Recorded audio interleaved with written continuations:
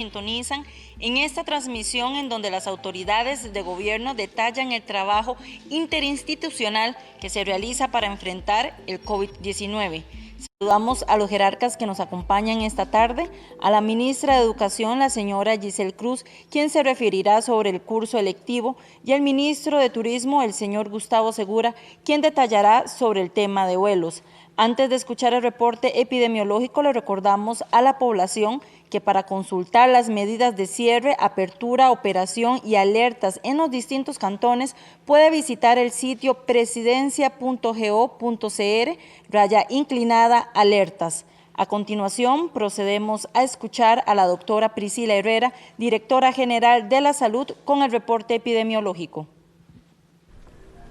Al 27 de agosto, el país registra 985 casos nuevos por COVID-19, de los cuales 212 son por nexo y 773 son por laboratorio, para un total de 37.292 casos confirmados.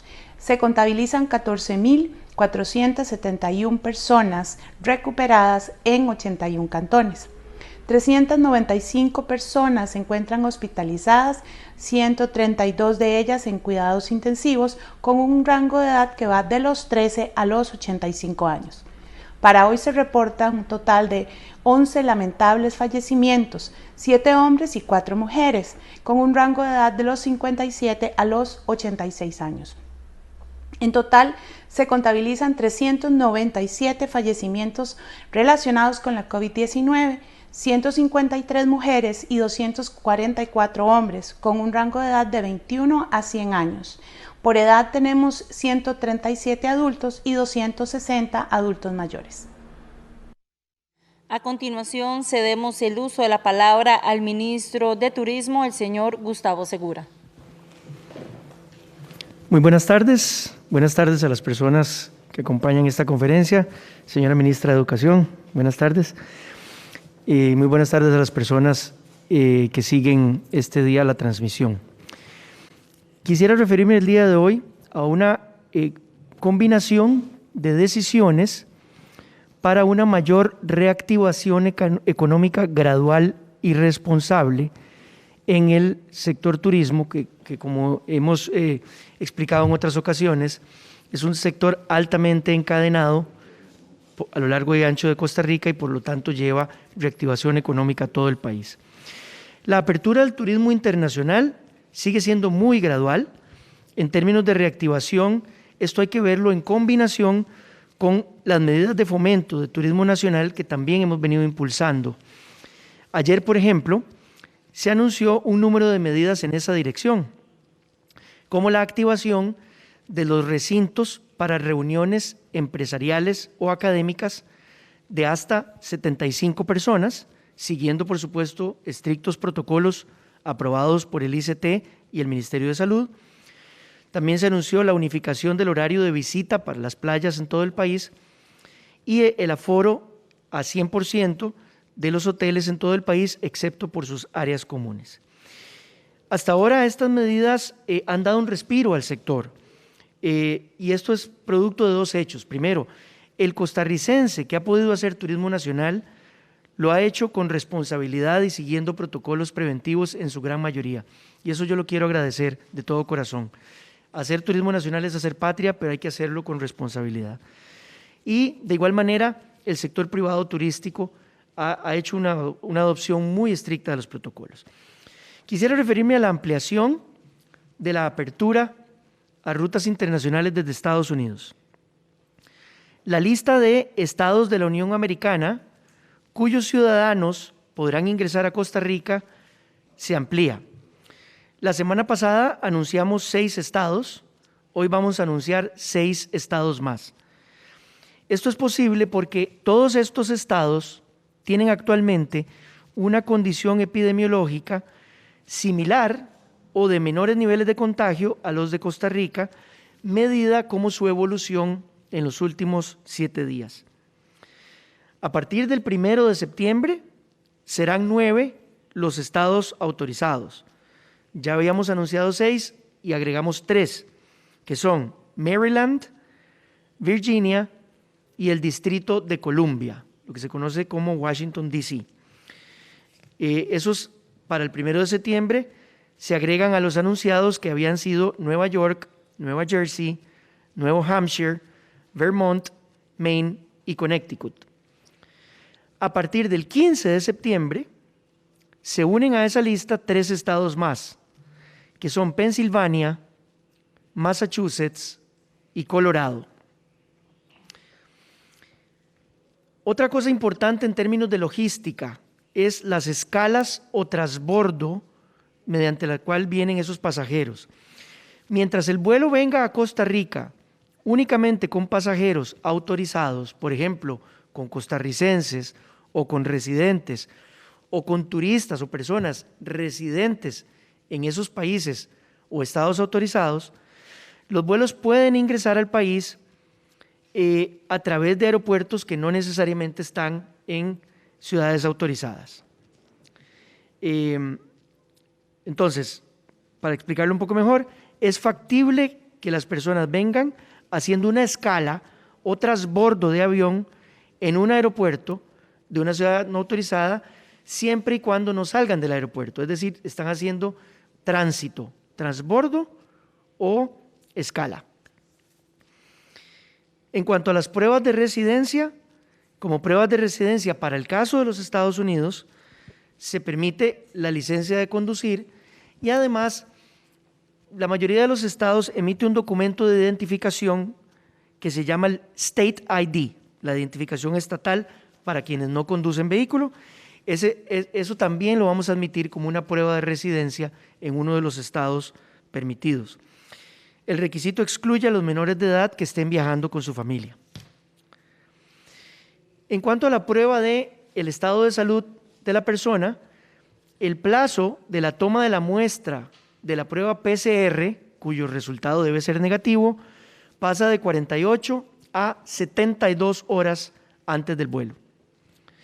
Y esta modificación de las 48 a las 72 horas para la prueba PCR aplica para todos los países autorizados. Se mantienen los demás requisitos que ya conocemos, como el pasajero debe llenar el pase de salud antes de abordar el avión y debe tener un seguro adquirido o aprobado antes de abordar el avión. Brevemente me refiero a lo que ya habíamos anunciado en la semana anterior, y es que para vuelos privados que originan en lugares autorizados aplican exactamente los mismos requisitos, y para personas que ingresan por la vía marítima en yates privados en marinas también están autorizados con una serie de requisitos que serán publicados en las próximas horas. Quiero terminar refiriéndome brevemente al modelo de gestión compartida al cual Costa Rica entra en los próximos días. Costa Rica trabaja y se cuida. Nos estamos moviendo a un modelo de corresponsabilidad en cuanto al manejo de la situación de la emergencia sanitaria.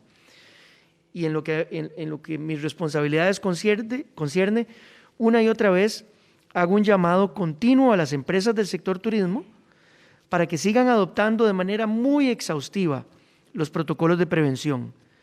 Y una vez más, a nosotros los costarricenses, hagamos turismo nacional con responsabilidad. Y además, invitemos a estos pocos turistas internacionales que nos están visitando a seguir los protocolos.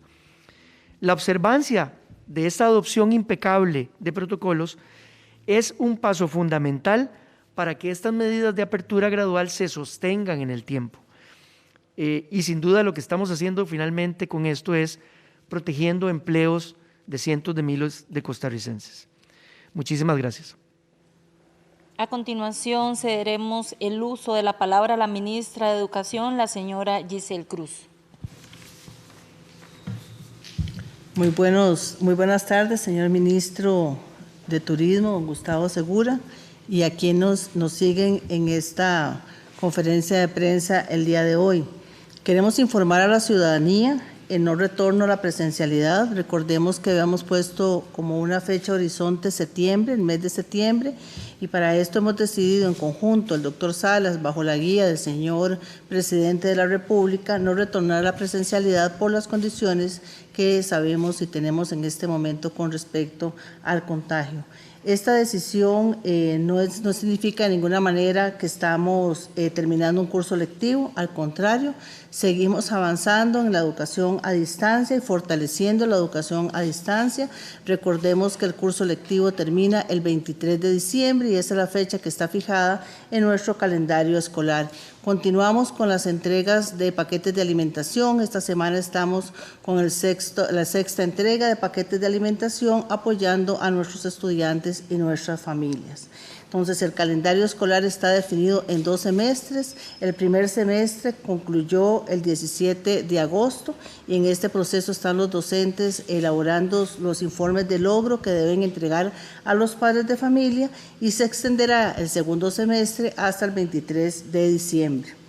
Es importante también que seguimos haciendo esfuerzos muy significativos en términos de conectividad y avanzar en la posibilidad de dotar a los estudiantes de dispositivos y de conectividad.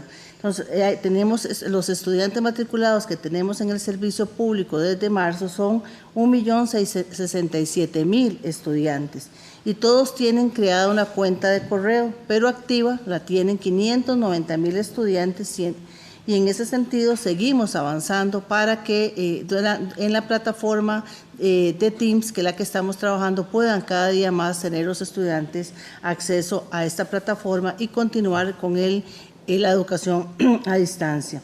En menos de un semestre logramos una cobertura del 57,8% de los estudiantes en esta plataforma y para junio del 2020 tenemos un 57,8% que poseen conectividad en sus hogares. Esto es alrededor de 616.000 estudiantes. Un 34,86% todavía no poseen conectividad y esto está alrededor de 372.000 estudiantes.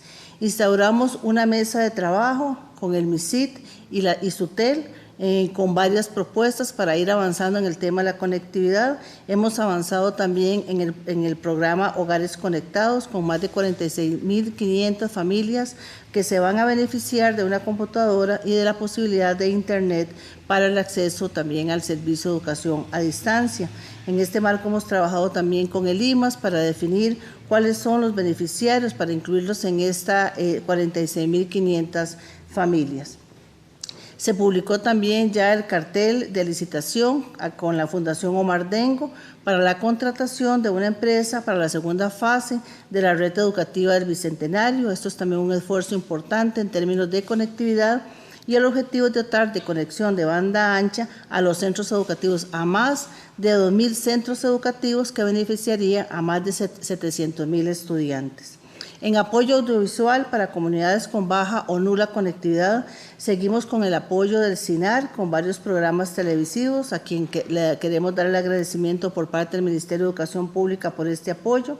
15 programas educativos para la televisión producidos con el apoyo de la UNED y que gracias a Canartel se reproducen en la mayoría de las televisoras nacionales y regionales. Y empezaron con la reproducción también en Canal 13 desde el lunes 10 de agosto y en esto reitero nuevamente el agradecimiento a Canartel por este apoyo. También una carta de entendimiento con Canara para una reproducción de más de 70 programas educativos radiales que fueron producidos con el apoyo de la Unión Europea y se reproducen diariamente en 26 radioemisoras afiliadas y en 101.5 Costa Rica Radio desde el 13 de julio. También tenemos un programa radial de 1 hora por semana dirigido especialmente a docentes para la formación docente que se coordina con nuestro Instituto de Desarrollo Profesional a fin de acompañar a las personas docentes en la implementación de las herramientas pedagógicas en este contexto de la pandemia. También hemos avanzado en un aspecto muy importante para los estudiantes, docentes y padres de familia, es en el informe de evaluación de este año. El informe de logro de manera cualitativa está siendo entregado en este momento, que es el avance del estudiante en este primer semestre del año, y para el segundo semestre del año los docentes deberán elaborar este informe de logro con las evidencias de aprendizaje que han remitido los estudiantes y que le han solicitado los docentes. En ese sentido, queremos hacer hincapié en la importancia de que los estudiantes remitan esos informes y las evidencias que solicitan los docentes, porque con esto se conforman lo que antes llamábamos las notas o las calificaciones. Eso nos va a permitir tener a nivel nacional un informe del nivel de avance de cada estudiante y por región educativa, para poder acompañar a estos estudiantes, no solo este año, en atención a los estudiantes que no han reportado la activación de la alerta temprana, sino en los años que siguen. Es muy importante darle este acompañamiento a los estudiantes en el 2020, como lo hemos dicho en reiteradas ocasiones, en el 2021, en el 2022, porque la pérdida de aprendizaje es significativa en Costa Rica y en el mundo. Entonces tenemos que tener información de cuál es el nivel de logro de estos estudiantes. ¿Qué deben de hacer los docentes? Recopilar esas evidencias, incluirlas en un informe y remitirlas a los padres de familia para saber en qué nivel están estos estudiantes. Y esto va a ser una información muy importante para continuar con el proceso de aprendizaje este año y los próximos años. En este momento tenemos también un reporte de un grupo importante, casi 90,000 estudiantes que no se han reportado con sus docentes. Esto es alrededor del 8,4%, es más o menos parecido a la tasa de exclusión del 2016, donde no había pandemia y con 2 días de huelga en ese momento. Pero esto significa que también estamos activando las alertas tempranas para poder identificar esta población y poderla atender a través del servicio educativo. En este sentido, también los docentes están haciendo su mayor esfuerzo para este proceso de educación a distancia, al cual también les agradecemos. Y con respecto a las fiestas patrias, con el mismo fervor, con el mismo entusiasmo, con el mismo respeto, celebraremos las fiestas patrias bajo formatos virtuales y de manera simbólica en otras de las actividades. Ya enviamos información importante a los docentes para las guías que siempre trabajan los docentes con respecto a temas alusivos a las fiestas patrias, y el lema de este año es Soy Patria, Solidaridad y Esperanza. Les estaremos enviando los detalles de la celebración de estas fechas patrias en estos mismos días, así como también la información de la aplicación de las pruebas que llamamos educación abierta, donde se incluye educación a distancia, educación, bachillerato por madurez. Estas diferentes pruebas que hace rato está esperando la población están programadas y con el protocolo, ya con visto bueno el Ministerio de Salud, a partir de octubre, siempre y cuando estamos sujetos también a la situación epidemiológica y el impacto de los de servicios de salud. Entonces ya las tenemos programadas a partir de octubre, pero bajo también la premisa del comportamiento y de la situación de los casos de contagio en el país. Muchas gracias. Iniciamos con el periodo de consultas presenciales con el colega Edgar Fonseca. Muy buenas tardes, don Edgar. Por favor, indicar a quiénes estarían dirigidas sus consultas. Muy buenas tardes, señora ministra. Muy buenas tardes, señor ministro. Mi primera consulta para don Gustavo. Usted acaba de informar de la ampliación de estados desde Estados Unidos para la procedencia y la llegada de turistas. ¿Cuáles son los números, las proyecciones que están haciendo ustedes en este momento de aquí al primer semestre de apertura a partir ahora de septiembre, con la ampliación de estas ciudades y estados que estarían proveyendo visitantes? ¿Cuál ha sido el nivel de reserva del turismo internacional tras este primer mes, casi 2 meses, de apertura por parte del país de sus aeropuertos internacionales? Y, don Gustavo, ¿cuál va a ser la situación con el aeropuerto de Liberia, el segundo más importante del país y alto receptor del turismo norteamericano en particular y europeo? Doña Giselle, usted acaba de anunciar que no se va a retornar al curso ahora en septiembre, como horizonte que ustedes tenían. ¿Usted le ve alguna lógica con escasos 2 meses para finalizar este curso activo que vaya a producirse esa apertura? Hay otros países que ya han hecho algunas experiencias, tanto en América como en Europa, de atraer cursos. ¿Qué está impidiéndole al Ministerio tomar la decisión? Se acaba de informar de que se continúa con la entrega de asistencia social a los estudiantes y familias. ¿Le puede resumir al país por qué monto, ¿Por qué cantidades se ha llegado hasta este momento en cuanto a esa atención y cuánto creen que se puede prolongar? Y si tiene información sobre, en este periodo, de personal docente en el país que esté siendo parte de la población afectada por esta pandemia.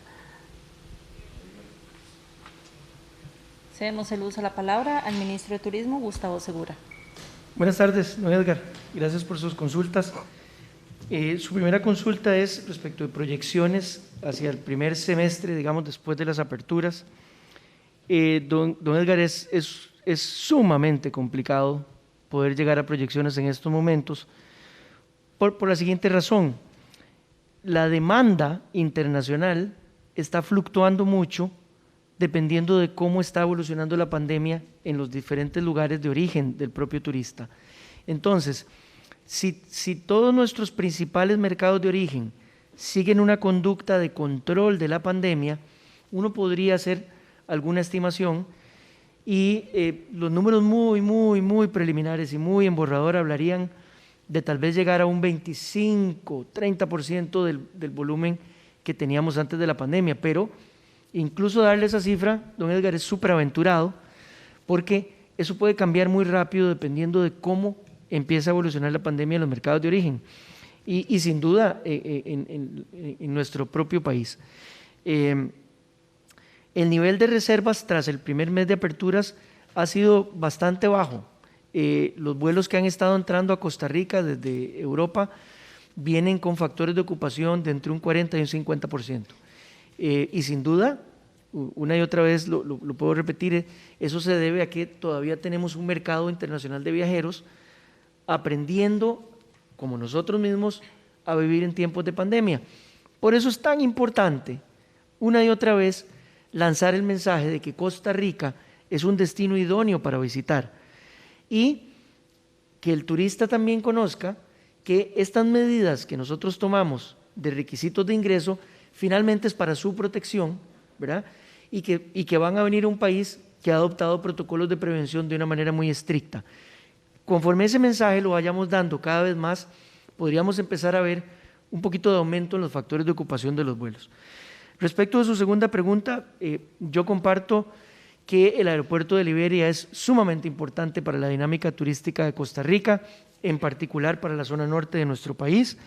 Es nuestro segundo aeropuerto internacional. Tenemos claras que las ciudades que el día de hoy estamos anunciando, en la práctica operan como alimentadores para los vuelos que estarían viniendo a Costa Rica, principalmente desde dos aeropuertos, que son el de Newark, Nueva Jersey, y el Kennedy de Nueva York, y en tercera instancia posiblemente el de Dulles en Washington. Entonces, con la posibilidad que tenemos de haber aumentado la lista de estados permitidos, yo tengo la gran fe de que la dinámica económica le permita a las aerolíneas empezar al menos con 2 vuelos semanales, pero ir hacia adelante en la medida que nosotros comuniquemos muy bien esta realidad, que Costa Rica es un destino idóneo, un destino seguro para visitar. Esas serían las respuestas a sus preguntas. Continuamos con la ministra de Educación, la señora Giselle Cruz. Buenas tardes, don Edgar, muchas gracias. Si nosotros tenemos de beneficiarios más de 850,000 estudiantes en el tema de servicio de alimentación, esta semana es la 6ª entrega que estamos haciendo de paquetes de alimentación a nuestras familias. Y con respecto a la posibilidad del retorno a presencialidad a clases, realmente esto va a depender, y en muchos países así lo han tomado, no en todos, pero mucho, la condición para regresar es la condición epidemiológica, cómo se está comportando el virus en la población, y ese es el primer factor. Por eso al inicio de la conferencia de prensa mencionaba que se valoró con el doctor Salas y por supuesto con el señor presidente si habían condiciones o no para retornar en septiembre. Que es una limitación es esta, eso es el país, la intención siempre va a ser preservar la salud y la salud de nuestros estudiantes. Por eso, estando en esta condición, es difícil retornar el 2020 al proceso educativo, y por eso el esfuerzo que estamos haciendo en valorar y apoyar todas las acciones y las estrategias con respecto a la educación a distancia, con respecto a mejorar la conectividad, porque tampoco vamos a tener el próximo año una condición de presencialidad 100%. Ya sabemos que las condiciones va a ser siempre donde tanto la presencialidad como la educación virtual van a tener que coexistir. Entonces, por eso también hacer los esfuerzos como país en avanzar en este tema. Y con respecto a la pregunta, sí han aumentado los casos de docentes que se han incapacitado, algunos por factores de riesgo, pero hemos hecho las proyecciones de que sí, en este caso, el dato exacto no tengo de cuántos, pero sí hemos revisado que ha aumentado las incapacidades de los docentes en este momento. Doña Giselle, una consulta adicional. En la eventualidad de un retorno a una nueva normalidad en el sistema educativo del país, ustedes han venido definiendo unos protocolos básicos con el Ministerio de Salud. Esos requisitos básicos pasan por ocupación, como hasta ahora con negocios 50%, escuelas 50%, colegios. ¿Cuál sería lo básico con que el país podría ver una nueva normalidad en el ámbito educativo? Sí, señor. Nosotros trabajamos la estrategia de regresar. Nosotros estamos listos con los protocolos aprobados por el Ministerio de Salud, y eso es importante decirlo, igual que la aplicación de los protocolos para las pruebas de educación abierta están ya avalados por el Ministerio de Salud. Todos esos elementos a una posible presencialidad tienen que tomarse en cuenta. Por supuesto que el distanciamiento social, eso es una limitación que tiene este país y cualquier país del mundo con respecto a la dimensión de un aula. Entonces, eso es un elemento a considerar, y el retorno que estamos siguiendo en los países exitosos en este proceso, que empezaron antes con la epidemia, entonces tienen la posibilidad, en este momento están en mejores condiciones de salud para poder retornar a clases. Se retorna a clases en grupos pequeños, en menos acotados los horarios, acotados también los recreos, y el ingreso y la salida del centro educativo es muy importante, así como la disponibilidad de los implementos básicos de higiene, como el agua, el jabón. Esos son elementos que llegaron para quedarse por un buen tiempo. Y una consulta adicional a don Gustavo. Usted acaba de informar de que se extiende el plazo de la prueba de salud a 72 horas.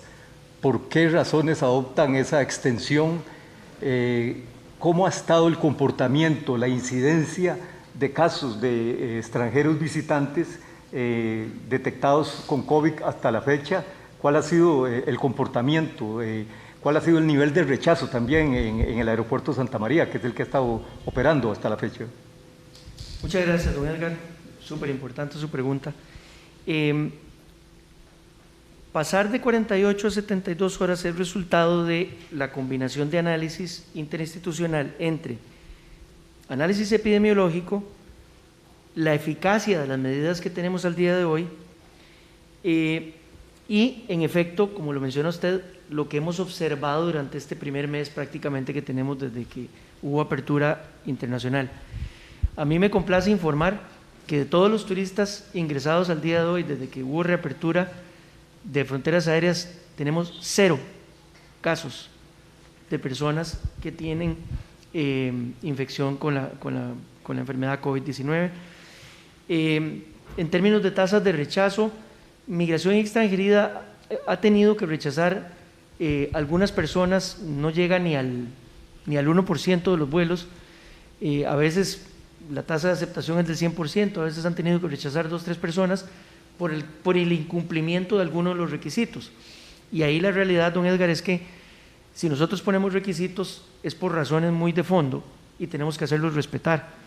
Cada vez más tenemos mucho más colaboración de las líneas aéreas también para garantizar que ningún pasajero aborda con alguno de los requisitos, digamos, sin claridad absoluta. Pero de verdad que es realmente motivo de complacencia para mí responderle que a este mes no tenemos ni un solo caso de turistas internacionales contagiados. Gracias, don Edgar. Recibimos ahora las consultas vía remota de los medios regionales. Iniciamos con el canal Altavisión para la ministra de Educación. ¿Cómo explicar el método de evaluación de este curso electivo? ¿Algún estudiante podrá aplazar?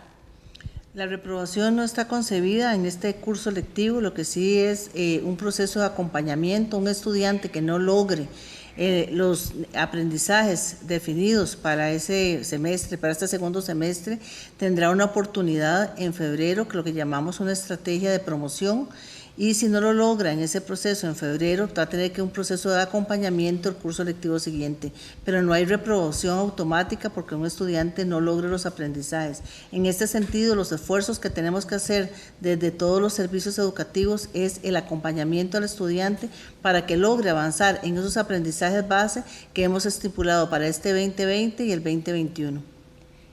Mundo Ciudad Colón también consulta a la ministra de Educación. ¿Qué va a pasar con los exámenes de bachillerato por madurez? Como mencionaba anteriormente, se reprogramaron para el mes de octubre. Desde octubre hasta el año entrante hay una serie de fechas donde ya están definidas con diferentes convocatorias, los fines de semana, como se venían haciendo, y por supuesto con la aplicación de los protocolos que ya están avalados por el Ministerio de Salud. Damos por concluida esta conferencia de prensa, no sin antes recordarles que para consultar las medidas de cierre, apertura, operación y alertas en los distintos cantones puede visitar el sitio presidencia.go.cr/alertas. Se lo repetimos nuevamente, presidencia.go.cr/alertas. Agradecemos la participación en esta conferencia de la ministra de Educación, la señora Giselle Cruz, y del ministro de Turismo, el señor Gustavo Segura. Gracias por acompañarnos, los esperamos mañana con una nueva actualización. Muy buenas tardes.